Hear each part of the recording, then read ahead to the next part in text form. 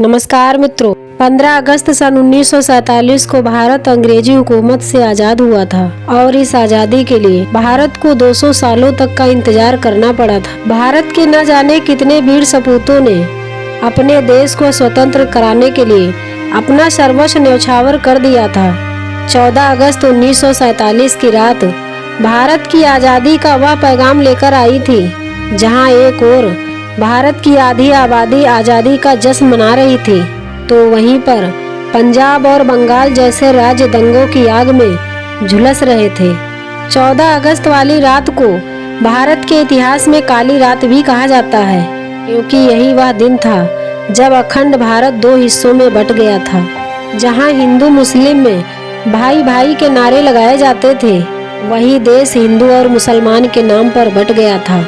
14 अगस्त की रात को और क्या क्या हुआ था, कैसे भारत का विभाजन हुआ था, क्यों महात्मा गांधी जी आज़ादी के जश्न में शामिल नहीं हुए थे, तो आइए मित्रों जानते हैं कि 14 अगस्त की रात को आखिर क्या हुआ था जिससे भारत का इतिहास हमेशा हमेशा के लिए बदल गया था। महात्मा गांधी के जन आंदोलन और सुभाष चंद्र बोस की आज़ाद हिंद फौज ने अंग्रेजी हुकूमत की नींव हिला दी थी। अंग्रेज समझ गए थे कि अब ज़्यादा समय तक भारत को गुलाम बनाकर नहीं रखा जा सकता है। फरवरी 1947 को ब्रिटेन द्वारा लॉर्ड माउंटबेटन को भारत का अंतिम वायसराय नियुक्त किया गया था और उन्हें ये जिम्मेदारी दी गई थी कि भारत जाकर उनको व्यवस्थित तरीके से देश को आज़ाद करना है। अंग्रेजों की तो हमेशा से यही नीति रही है कि वे जिस भी देश को आज़ाद करते, वहाँ के लोगों में फूट डालकर उसका विभाजन कर देते थे, और ऐसा ही भारत में भी किया था। भारत में लंबे समय तक हिंदू, मुसलमान, सिख, ईसाई सभी धर्मों के लोग आपसी भाईचारे और प्रेम के साथ रहते थे। लेकिन बंगाल में सन 1905 में अंग्रेजी डिवाइड एंड रूल का गंदा खेल शुरू किया, जो बाद में भारत और पाकिस्तान के विभाजन पर आकर खत्म हुआ। वायसराय लॉर्ड माउंटबेटन ने भारत की आज़ादी के लिए 3 जून 1948 का दिन तय किया था, लेकिन भारत की आज़ादी के साथ ही देश के बंटवारे की मांग उठने लगी थी। जगह जगह पर बंटवारे को लेकर दंगे होने लगे। मोहम्मद अली जिन्ना देश के पहले प्रधानमंत्री बनना चाहते थे, लेकिन महात्मा गांधी जी ने पंडित जवाहरलाल नेहरू को पहले ही वचन दे दिया था कि वे उन्हें ही भारत का पहला प्रधानमंत्री बनाएंगे। जिसके बाद मोहम्मद अली जिन्ना ने भारत के एक बहुत बड़े हिस्से को एक अलग देश बनाने की मांग की थी। देश के हिंदू मुसलमानों को लेकर दंगे होने लगे थे। सबसे ज्यादा असर पाकिस्तान और बंगाल में देखने को मिला।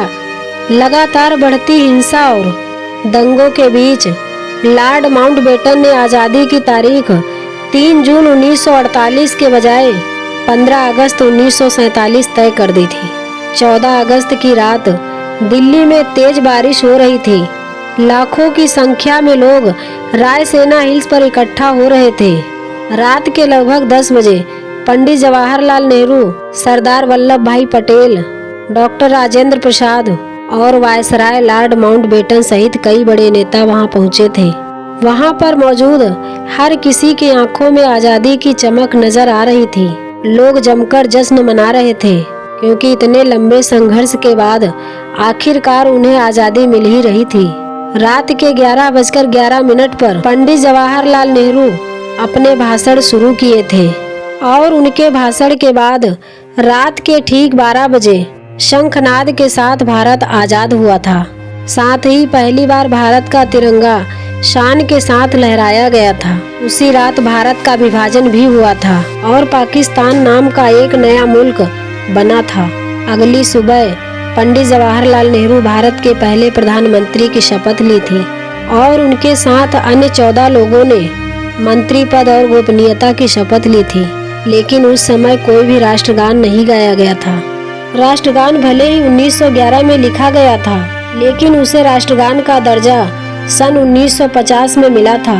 16 अगस्त को लाल किले पर पंडित जवाहरलाल नेहरू और उनकी कैबिनेट ने तिरंगा फहराया था।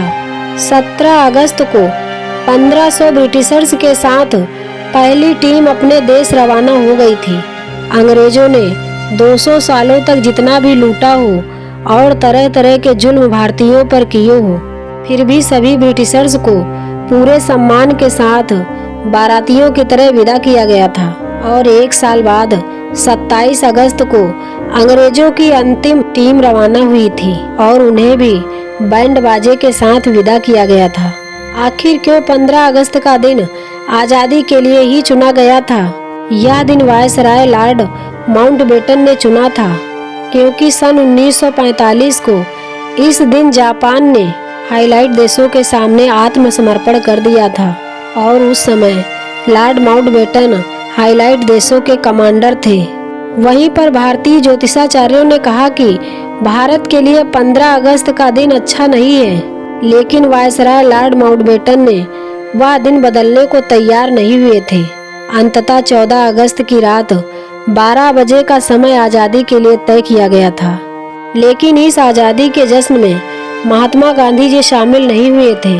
पंडित जवाहरलाल नेहरू और सरदार वल्लभ भाई पटेल ने महात्मा गांधी जी को पत्र लिखकर कहा था कि जिस आज़ादी के लिए आप इतने सालों से संघर्ष कर रहे हैं वह हमें मिल रही है और आप ही हमारा मार्गदर्शन करने के लिए यहाँ नहीं हैं। उस समय महात्मा गांधी जी बंगाल में अनशन कर रहे थे।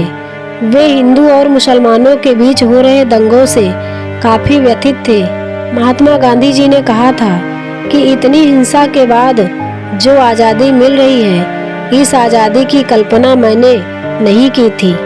ये तो सत्ता के लालची लोगों द्वारा ली गई आज़ादी है और जहां हमारे देश के 2 भाई आपस में लड़ रहे हों और देश बट रहा हो, वहां पर मैं किसी भी प्रकार का जश्न कैसे मना सकता हूं?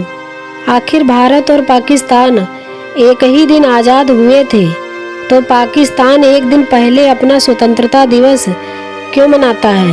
भारत और पाकिस्तान के बंटवारे का ऐलान 14 अगस्त की रात 12 बजे हुआ था और दोनों देशों के बीच रेड क्लिफ लाइन 17 अगस्त तक खींची गई थी। पाकिस्तान में सन 1948 को भी 15 अगस्त को ही अपनी आज़ादी की सालगिरह मनाई थी।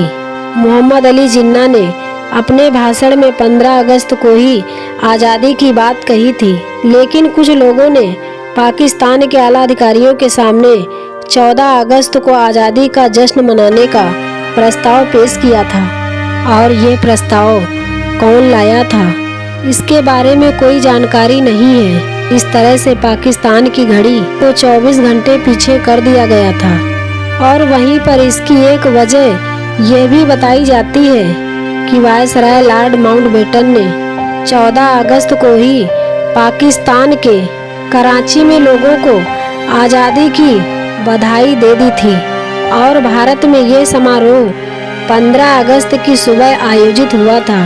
तो मित्रों, ये थी 14 अगस्त की उस काली रात की कहानी जिसने भारत और पाकिस्तान का बंटवारा कर दिया था। ये इतिहास का सबसे बड़ा बंटवारा माना जाता है, जिसमें लाखों लोगों की जान चली गई थी और लाखों लोग बेघर हुए थे और उतने ही लोग पलायन को मजबूर हुए थे। मित्रों, ये जानकारी आप लोगों को कैसी लगी कमेंट कीजिएगा और हमारे चैनल को लाइक और सब्सक्राइब कीजिएगा।